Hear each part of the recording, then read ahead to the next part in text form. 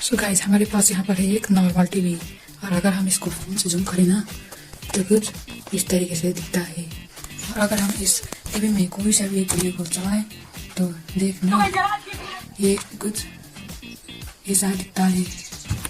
आपको मैं दिखा दूँ, इस वीडियो में तो कुछ ही फर्क नहीं दिखता, पर अगर जूम करें तो पर मोबाइल से जूम से तो कुछ भी होगा, क्योंकि रियल जूम तो होता है एक माइक्रोस्कोपिक जूम की मदद से। तो हमारे पास यहाँ पर एक माइक्रोस्कोपिक जूम है। हमारे पास है 2 लेंस, और हम 2 लेंस में दोनों ही लेंस को ट्राई करने वाले हैं कौन ज़्यादा जूम करेगा। तो आज हम इस वीडियो को शुरू करते हैं।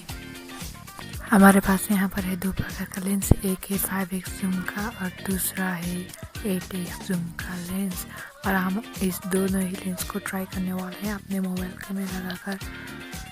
सो फर्स्ट में ट्राई करते हैं हम 8x जूम का। ये करने के लिए हमें सबसे पहले अपने लेंस को रखना होगा टीवी में, और फिर अपने मोबाइल को फुल ही जूम में रखकर अपने लेंस पर दिखाना होगा, और लेंस को थोड़ा टीवी से ऊपर और मोबाइल को थोड़ा पास रखना होगा। और आप देखना कुछ ऐसा दिखता है मोबाइल फ़ोन का स्क्रीन से माइक्रोस्कोपिक जूम करने के बाद, और ये बहुत ही अवेशन था गाइस।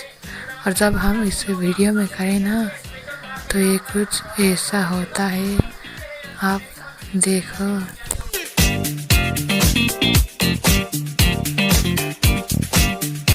तो कुछ ऐसा बनता है वीडियो में और वीडियो के स्क्रीन में।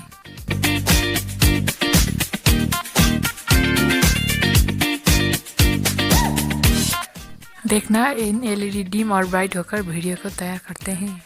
और जब हम इसे बस 5x के जूम से जूम करते हैं ना तो कुछ भी फर्क नहीं पड़ता। देखना 8x से बहुत अच्छा से जूम आ रहा था, पर इसे उतना अच्छा नहीं है। देखो भाई, जब हम इस वीडियो को चालू करते हैं तो आपसे जूम नहीं आ रहा।